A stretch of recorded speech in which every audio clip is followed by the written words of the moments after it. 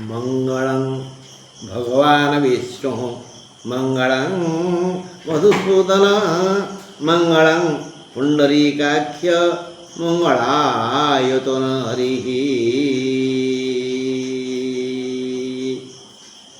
मंगल मंगल मंगल। बंधुगण आमे आज ग्रह सम्राट मंगल उपरे आलोचना करिबा। मंगल क्यों क्यों घरे थिले दोष कारक होइथांती।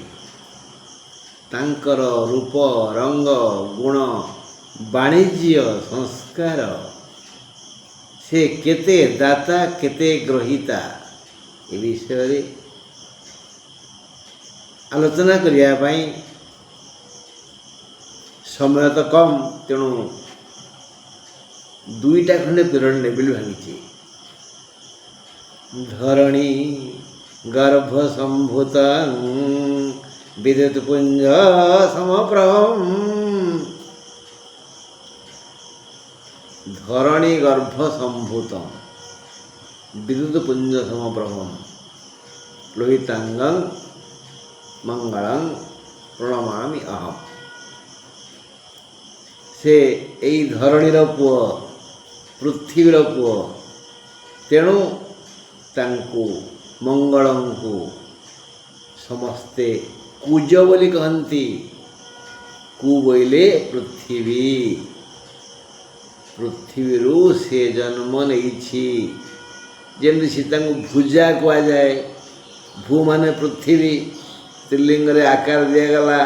से पृथ्वी जन्म होता नारी बोली से भुजा। ये भुज कुज से कुजा। हाँ तेल कुजार दीटा अर्थ जानले, भुजार दीटा अर्थ जानले। धरणी गर्भ संभूत विद्युत भलिया, बिजुली भली, चपड़ा भली, चपड़े चपड़ा।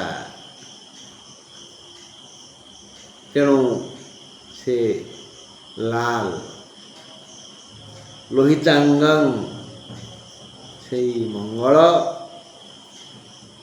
पुओ जातकर थिले झियो पाई ओ झियो जातकर थिले पुओ पाई मंगल होइथांती ओ अमंगल होइथांती। अरे ये पुओ झियो किए? ये अन्य कई नुह, दाम्पत्य कथा कह जाउछि। बर जातकर थिले कन्यार हानि हुए, कन्या जातकर थिले बरर हानि हुए। मंगली मंगुली से कि दियो मंगला हुए जाए ना, आम कुए दे मंगला ना, दे मंगला नु दियो मंगला जाए। दियो बोले एठी ग्राम देवी सृष्टि आरंभ रू जेबे आम गाँ तैयारी हैला, तेबे दक्षिण दिगरे संस्थापिता हेले जो देवी से हेले ग्राम देवी। उत्तर दिगरे जो देवता पूजा पाइले से हेले देव देव महादेव। से देवी को ग्राम देवी को आमे आगे टिके मंगल कामना पाई पूजा करूँ।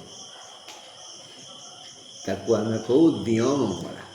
कहीं ना यही मंगल दोष को काटिबा पाई माता पणत तले ए बर बधू को घोड़े रखू। दियो मंगला हेले सबुठु विचित्र संस्कृति रही जाइछि। से दियो मंगलारे प्रकृत मंत्रविद विज्ञ विद्वान कौनसी पुरोहित को निमंत्रण करा जाएनी।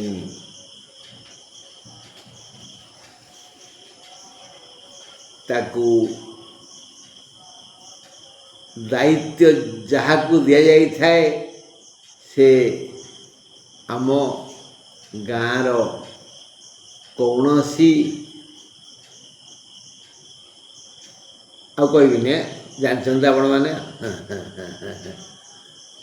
ମନ୍ତ୍ରରଙ୍କ ଖାଲି ଭାବପ୍ରିୟ ମାଧବ ନୁହଁ, ଖାଲି ଭଲ ଭାତ ଚାଉଳରେ ହେଇଥିଲେ, ସରୁ ଚାଉଳ ବାସନରେ ଭାତ ହେଇଥିଲେ ଗ୍ରାସ ଯାଏନା ପେଟକୁ, ତା ସାଙ୍ଗରେ କିଛି ସହକାରୀ ଥାଏ, ଆମେ ଯାକୁ ବ୍ୟଞ୍ଜନ କହୁ ବା ତରକାରୀ କହୁ।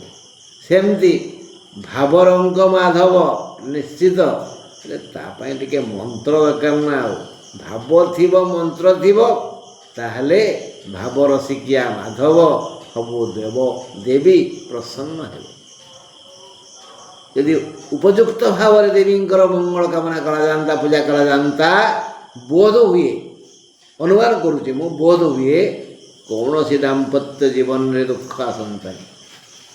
ହେଲେ ମଙ୍ଗଳ କେଉଁ କେଉଁ ଘରେ ଥିଲେ ଅମଙ୍ଗଳ କରିଥାନ୍ତି? ଲଗ୍ନରେ, ଚତୁର୍ଥରେ, ସପ୍ତମରେ, ଅଷ୍ଟମରେ, ଦ୍ୱାଦଶରେ, ଏଇ ଘରେ ଥିଲେ ପୁରୁଷ ଜାତକରେ ସ୍ତ୍ରୀର ଦେହ ସୁସ୍ଥ ରହେନି, କିଛି ନା କିଛି ରୋଗ ପ୍ରତିଦିନ ତାଠି ଦେଖାଦେବ। ସେମିତି ନାରୀ ଜାତକରେ ଥିଲେ ପୁରୁଷ ଦେହ ବି ଭଲ ରହିବନି। ଏମିତି ରୋଗରେ ଘାଣ୍ଟି ହେଇ ଦରମରା ହେଇଯିବ, ଅଧା ବୟସରେ ମରିଯିବ।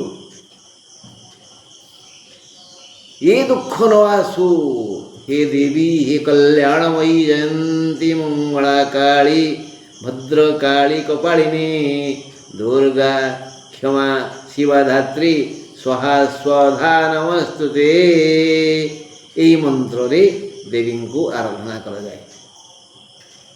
बुझी तेणु यदि उभय जातक थाए दोष कंटक नैव कंटकम, कंटारे कंटा को काढ़िला भली, शत्रु को शत्रु द्वारा विनाश कला भली, शत्रुणा शत्रु बधयत, से भली उभयंक जातक मंगल दोष थिले केही कहार क्षति करी पारंती नाही, विशेष मंगल ही थाए।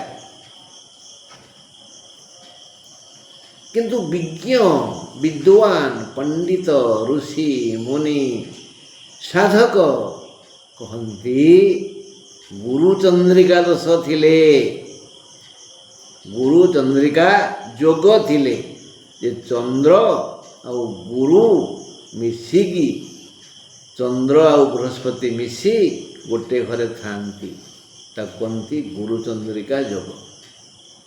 से जोग अति स्ट्रंग पावरफुल अति शक्तिशाली होता है, ताहले ये मंगल दोषरु रक्षा कर दिए। चंद्र आउ गुरु मिसिकरी थिले जातकरे ये दोष काटिया पे प्रयास करती। जदि यही जोग चंद्र गुरुंकर सम्मिश्रण जोग बलिष्ठ थाए, ताहले मंगल किछि हानि करी पारंती नहीं बोली गर्गादि महर्षि कहिछंती।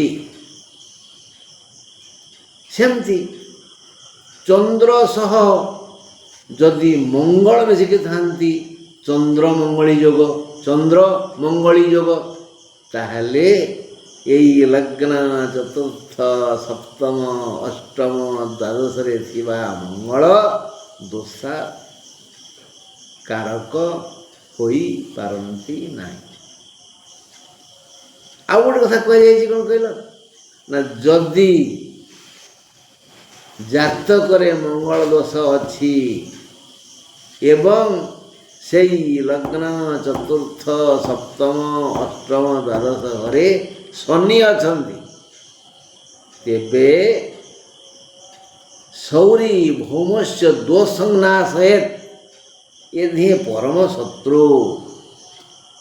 ଆବୁ ତମେ ମୁଁ ଯୁଦ୍ଧ କରିବା, ତମେ ଦୁଷା ମୁଁ ଭୀମ, ହେଲେ ମୁଁ ଯଦି ରୋଗରେ ପଡ଼ିଥିବି ତମେ ମାରିପାରିବ? ନାଇଁ ନାଇଁ ନାଇଁ ନାଇଁ ନାଇଁ ନା, ବଳିଷ୍ଠ ଦୁଇ ଜଣ। ତେଣୁ ଶନି ମଙ୍ଗଳଙ୍କୁ ଦୁଷ୍ଟ ଦେଖିବାକୁ ଚାହେଁନି। ଦୁଷ୍ଟ ମଙ୍ଗଳ ହେଇଗଲେ ଭଲ ଫାଇଟିଂ ହେବନି।